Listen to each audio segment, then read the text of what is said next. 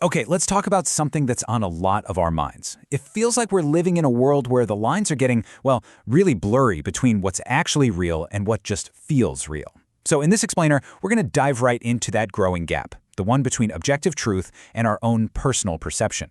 And trust me, it's a gap that's turning into one of the biggest challenges we face today. So, let's just boil it down to one single powerful question. Think about it. What has a greater hold on you? A cold, hard fact or a really strong feeling? That right there, that's the fundamental conflict we're going to unpack. All right, so before we can really get into how these lines have gotten so blurred, we've got to be super clear on where those lines were supposed to be in the first place. So let's start with the basics: truth versus perception. First up, let's talk about truth. And I mean truth with a capital T. You can think of it as objective reality. These are the things that are true whether you, me, or anyone else believes them or not. It's the hard data of our world. You know, like the exact number of cars a factory rolls out, or the bottom line on a financial report. Those numbers are what they are. They don't care about our feelings. And then on the complete flip side, you've got perception. This is like our own personal, subjective filter on the world. It's not reality itself, but it's our interpretation of it. And it's totally shaped by our unique experiences, our background, our biases, everything that makes us us. So for example, you might feel like your workplace is unfair, right? Even if the official data says promotions are totally even. That feeling, that perception, well, that becomes your reality. Now, for the longest time, people pretty much got the difference between these two things. The distinction was actually pretty clear. So let's take a quick look at that classic divide. Okay, so this table really lays it all out. And you can see a clear pattern, right? On one side, you have perception. It's all based on internal, subjective stuff. Our feelings, our attitudes, what we tell someone in a survey. And on the other side, you have truth. That's all about external, objective things. Hard data, financial audits, stuff you can actually count. So one is flexible and really personal, while the other is totally rigid and the same for everyone. But here's the thing. That super clear line we just drew in the sand? Yeah, it's kind of dissolving right before our eyes. We've stumbled into a new and honestly, a much more confusing era. You've probably heard the term for it. It's famously, or maybe infamously, been called the post-truth world. And this quote, it just nails the dilemma we're in right now. The whole idea of a post-truth era isn't that truth doesn't exist anymore. Of course it does. It's that objective facts, well, they've just become less influential than powerful appeals to our emotions and personal beliefs. In this new world we're in, feeling often beats fact, hands down. So how does this whole post-truth thing actually work in the real world?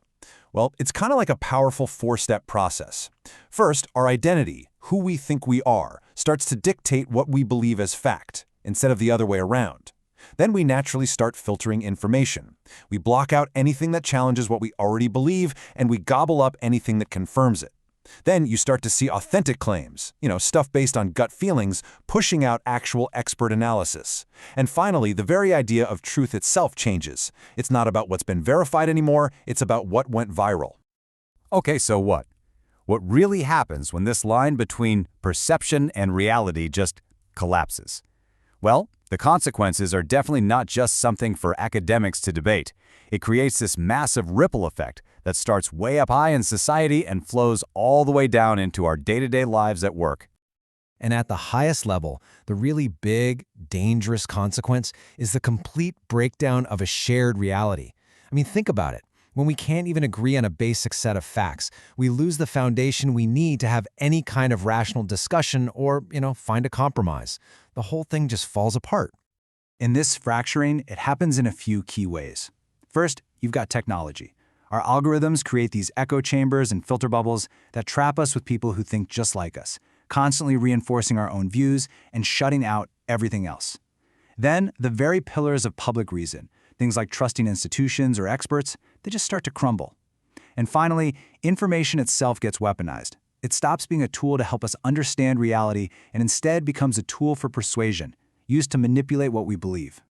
And look, this isn't just some big, abstract problem for society. There's a spillover effect.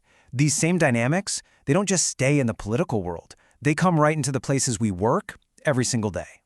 So, when people start to perceive that their workplace is all about office politics and not about who actually does the best work, a really damaging chain reaction kicks off. It's almost predictable. First, that feeling of unfairness becomes a huge source of stress, which leads straight to burnout.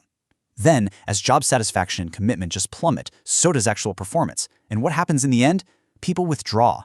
They either quit and leave, or they just check out.